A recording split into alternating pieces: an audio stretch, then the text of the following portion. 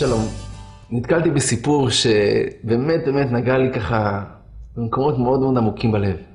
עד כדי כך שהסיפור כל כך זעזע אותי שהתקשרתי למחבר הספר ששם ראיתי את הסיפור. שאלתי אותו האם הסיפור אמיתי וקיבלתי תשובה שהסיפור מדויק עד פרטי פרטיו. אז החלטתי שאני רוצה גם לשתף אתכם. תקשיבו. לפני שנים, איש עסקים אמריקאי נקרא לו דיוויד. דיוויד שלנו היה נוהג לעשות עסקים, אדם יהודי שומר מצוות. עושה עסקים חובקי עולם. שני דברים הוא לא פספס, תפילה במניין ותפילין שיהיו צמודים אליו. לא משנה לאן להתגלגל, התפילין איתו. יום אחד, טיסה, בין יבשתית כזאת, מפה לשם שעתיים טיסה, הוא מחכה טיסה 175 יונייטד, אמורה להביא אותו תוך שעתיים לאיזושהי פגישת עסקים שהוא אמור לנהל. שימו לטוב יקיריי, הוא מגיע לטרמינל.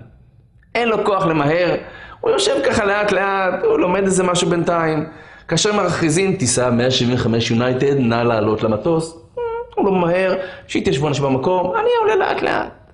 כבר התחיל לקרוא, it's the last call, אז קריאה האחרונה, טיסת 175 יונייטד, נא לעלות למטוס. הוא אומר, עכשיו אני עולה.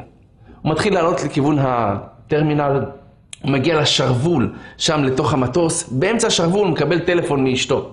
מה נשמע? הוא מדבר איתה על ועל דה, ואז בינתיים איך שהוא מדבר, הוא שם את התיק שלו עם התפילין על איזשהו ספסל כזה שסדר את הטלפון שלו נוח, אז הוא שם את התפילין, הוא ממשיך לדבר עם אשתו, ואז הוא ממשיך ללכת. והוא שוכח, שימו לב טוב, את התפילין מאחור. הוא עולה למטוס, הוא מסדר ככה את התיק שלו, הוא מתיישב, הוא ממשיך לדבר עם אשתו, כן, מה קורה, נהדר. בשלב מסוים הוא תכבד את הפלאפון, אנחנו ממריאים. הוא מכבד את הפלאפון, להתראות ממריא, נדבר. סוגר את הפלאפון, מתיישב, פתאום הוא קולט. רגע, מה קורה פה?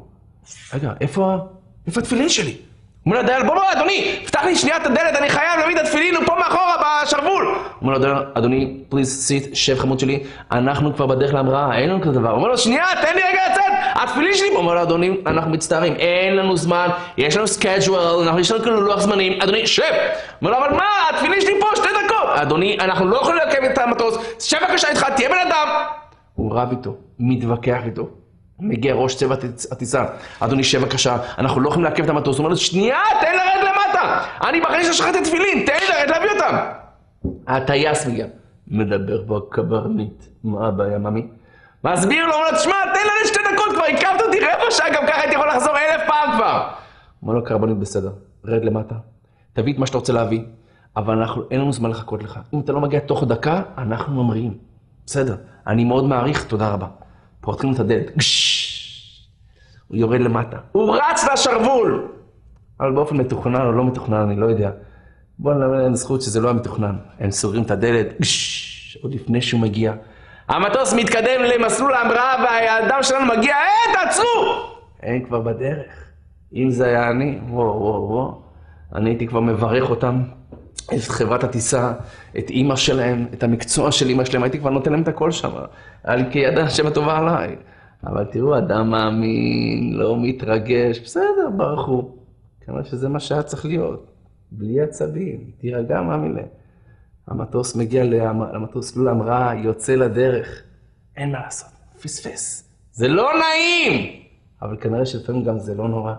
כי טיסת 175 של יונייטד, לא הגיע ליעדה לצערנו הרב, שימו לב טוב, זה היה המטוס השני שנכנס בתאומים, אבל החוקרים גילו שמה שתכננו המחבלים לעשות זה ששני המטוסים ייכנסו בבת אחת בו זמנית בבניינים, ואז האפקט של הפיצוץ יהיה הרבה יותר עוצמתי.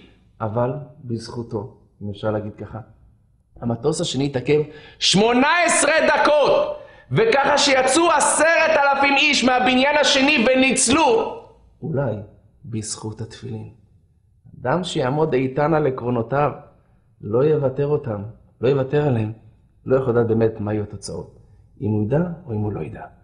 אבל יש פה איזושהי נקודה למחשבה. בהצלחה.